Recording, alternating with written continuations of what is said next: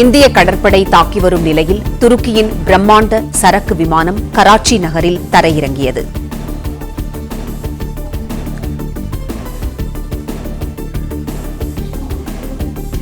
இந்திய கடற்படை தாக்கி வரும் நிலையில் துருக்கியின் பிரம்மாண்ட சரக்கு விமானம் கராச்சி நகரில் தரையிறங்கியது. ராஜகுமரன், கராச்சியில் தரையிறங்கிய துருக்கி விமானம் விவரங்களை சொல்லுங்க. ஏற்கனவே ஒரு வாரத்துக்கு முன்பாக இப்பொழுது இந்த துருக்கி நாடு நாங்கள் எந்த விமானத்தையும் அனுப்பிவிடவில்லை, இந்தியா தயவு செய்து தவறாக எந்த கருத்தையும் எண்ணிவிட வேண்டாம், வந்திருக்கக்கூடிய தகவல் தவறானது, நாங்கள் விமானம் அனுப்பவில்லை என்று பின்வாங்கிக் கொண்டது. ஆனால் இப்பொழுது மீண்டும் அதே செயலை செய்திருக்கின்றது துருக்கி நாடு. துருக்கிக்கும் இந்தியாவிற்கும் இடையே நல்ல நட்பு இருக்கின்றது. பொதுவாக அந்த இஸ்லாமிய கூட்டமைப்பில் இருக்கக்கூடிய ஏறக்குறைய 50 நாடுகள் அவர்கள் தான் இந்த ஓபெக் என்று சொல்லப்படக்கூடிய எண்ணெய் வளங்களை கொண்ட நாடுகளுக்கான கூட்டமைப்பிலும் இருக்கின்றார்கள். நல்ல நட்போடு இந்தியாவுடன் இருக்கின்றார்கள்.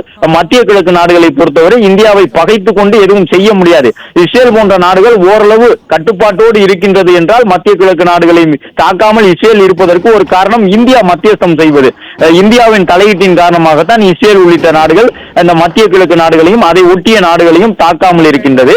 இந்த நிலையில் துருக்கிக்கு இது தேவையா என்கின்ற ஒரு கேள்வி எழுந்திருக்கின்றது. ஒரு பிரம்மாண்ட சரக்கு விமானத்தை கராச்சி நகரில் துருக்கி தரையிறக்கி இருப்பதாக தெரிய வந்திருக்கின்றது.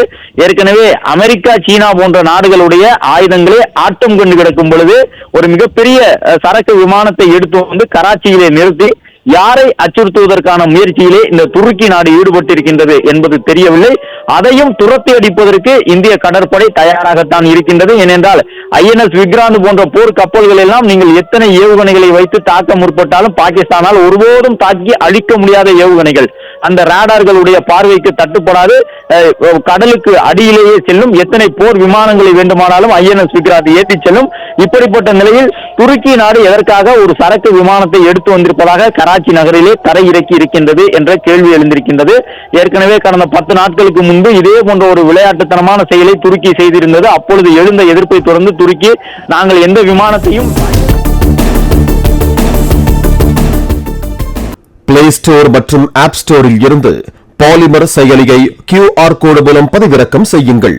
செய்திகளை உடனுக்குடன் பெறுங்கள்.